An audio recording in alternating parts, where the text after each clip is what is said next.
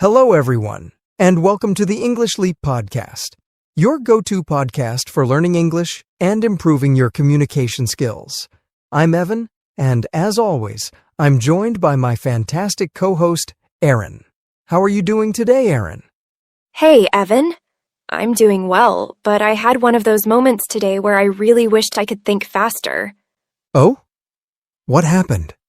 Well, I was having a casual conversation with a colleague, and they asked me a really simple question. One I totally knew the answer to. But for some reason, my brain just froze. I hesitated, stammered a bit, and by the time I found the right words, the moment had passed, and they had already moved on. It was so frustrating.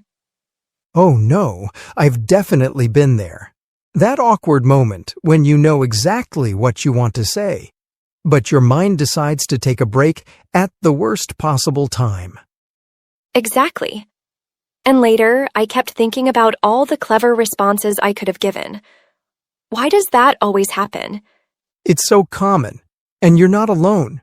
In fact, studies show that a lot of people struggle with quick thinking in conversations, whether it's due to nerves, overthinking, or just not having enough practice. That makes sense. And I think many of our listeners can relate, especially those learning English as a second language. Thinking fast in another language is a whole new challenge. Absolutely. But the good news is, quick thinking is a skill that can be trained. And that's exactly what we're diving into today. How to think fast and talk smart in any conversation. Yes. We're going to cover why quick thinking matters, what slows us down, and most importantly, how to train your brain to respond faster and more confidently. And before we jump in, we have something special for you. We've created a free PDF packed with practical exercises to help you train your brain for quick thinking. It includes key takeaways from today's discussion, comprehension questions to test your understanding, and grammar exercises to build confidence in your English skills. And that's not all. We're also introducing some intermediate-level words and phrases in today's episode. That's right. And we'll take a closer look at them later in Charlotte's vocabulary section, where Charlotte will break down those words and phrases, explain their meaning, and show how to use them in real-life conversations. So, stay tuned for that, and let's get started. All right, Erin, let's start with the basics. Why is quick thinking so important in communication? Okay, imagine you're in a job interview, and the interviewer suddenly asks, "What's one challenge you've overcome?" You have the experience, but your mind goes blank. Instead of confidently sharing your story, you stutter and say, let me think. That hesitation can make you seem unprepared or unsure of yourself, even when you're perfectly qualified. That's a great example. Quick thinking doesn't just help you sound confident, it actually makes you feel more confident.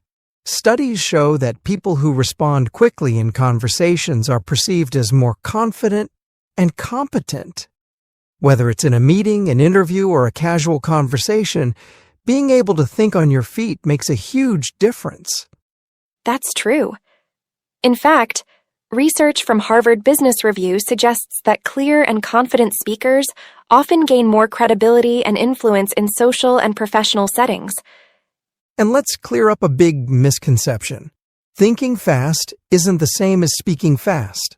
Some people believe that if they talk quickly, they sound smart. But in reality, clarity is more important than speed. Exactly. Think of it like driving a car. You don't need to speed to get to your destination quickly. You just need to know the best route. Speaking clearly and concisely helps you get your point across faster than rushing through your words. That's a perfect metaphor, and fluency isn't built overnight. Just like learning an instrument or a new sport, the more you practice, the faster and smoother you become. Totally. So if quick thinking is so important, what actually stops us from responding smoothly in conversations? Let's break it down. The first challenge is overthinking. Imagine you're texting a friend and you rewrite your message 5 times before sending it. That's what happens in real-life conversations. Some people try to construct the perfect sentence in their mind before speaking, and by the time they're ready, the moment has passed. Then there's fear of mistakes. I remember when I was learning Spanish, I hesitated so much because I was afraid of sounding silly. But the truth is, making mistakes is part of the learning process. Right. Another challenge is mental blocks. When you're put on the spot, your brain just freezes. It's like when someone asks you, "What's your favorite movie?" And even though you've watched hundreds, you can't think of a single one. And finally, there's the language barrier. If English isn't your first language, sometimes the words don't come as quickly as you'd like. So true. But the good news is, there are strategies to help with all of these challenges. All right, let's dive into the first strategy, staying calm under pressure. This one's huge because when we're nervous, our brains go into fight or flight mode, making it harder to think clearly.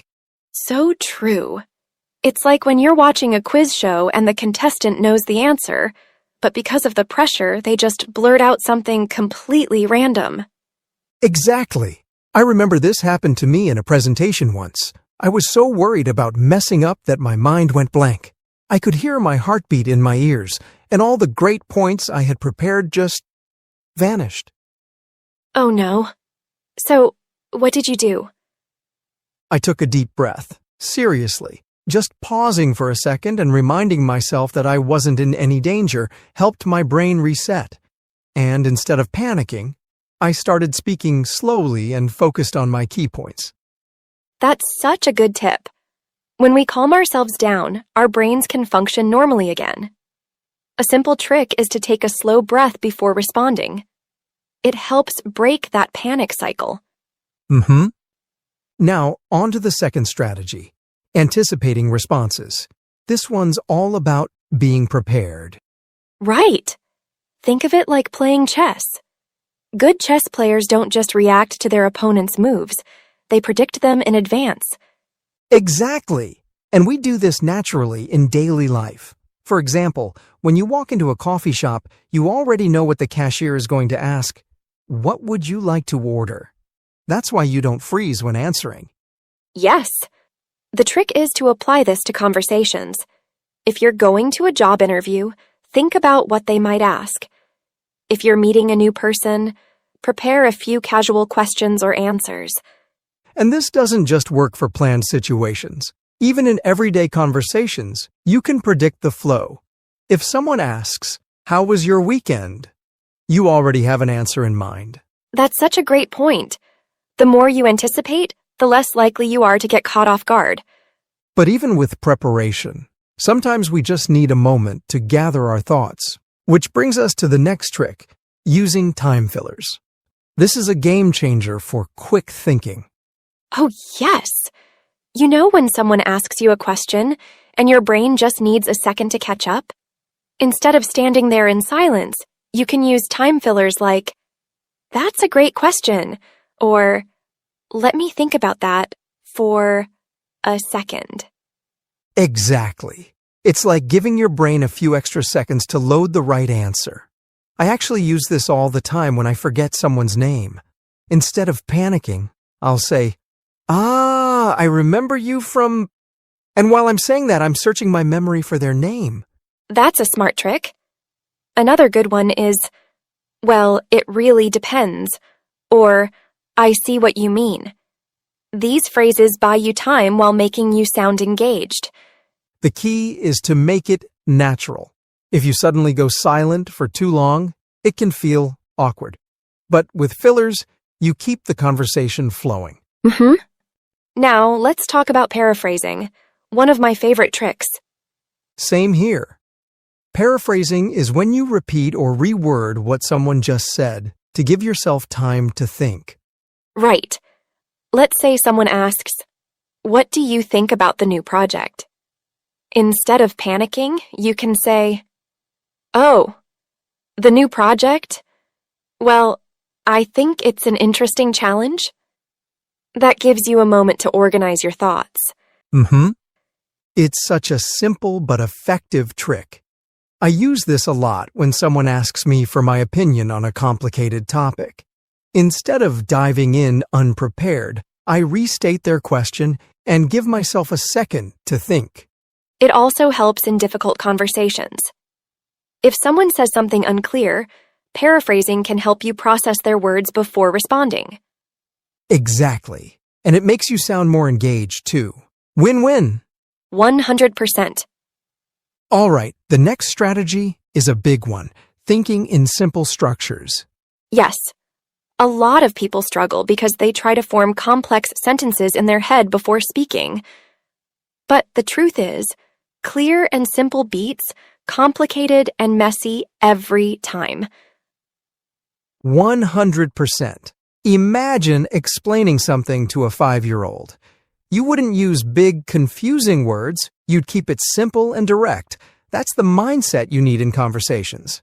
And the great thing is, people appreciate clarity. If you keep your sentences short and structured, like, I think this because, or my opinion is, it makes your ideas easier to follow. And it takes the pressure off. You don't need to sound like a professor. Just focus on getting your point across. Now, let's talk about active listening, because this is a superpower in conversations. Yes, a lot of people think quick thinking is all about speaking faster, but actually, listening carefully makes responding easier. Exactly.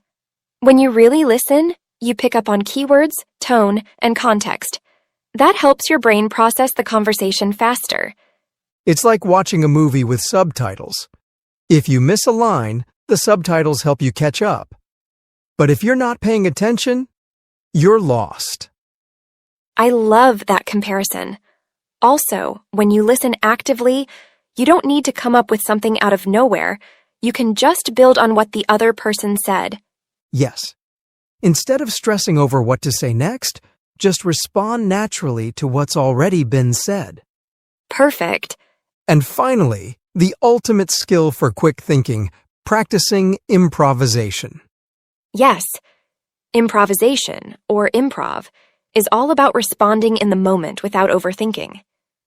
It's like playing a game where you can't pause to think. You just have to go with the flow. And the best way to practice is through small exercises. One fun method is word association.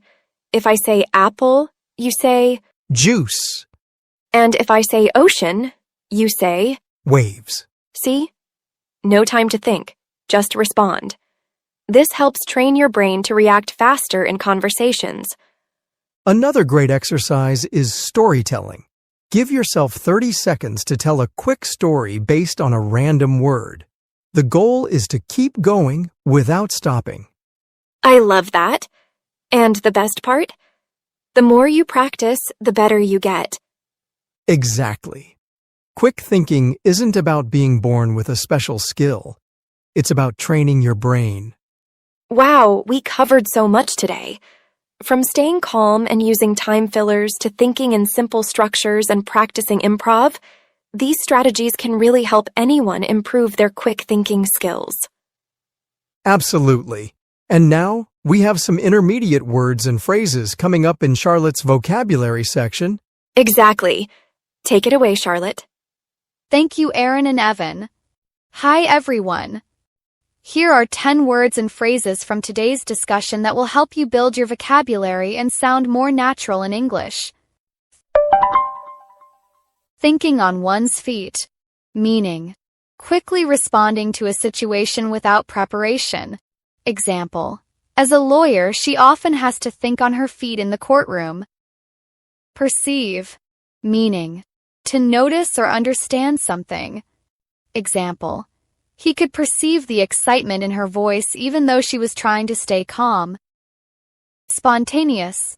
Meaning, doing something naturally without much thought.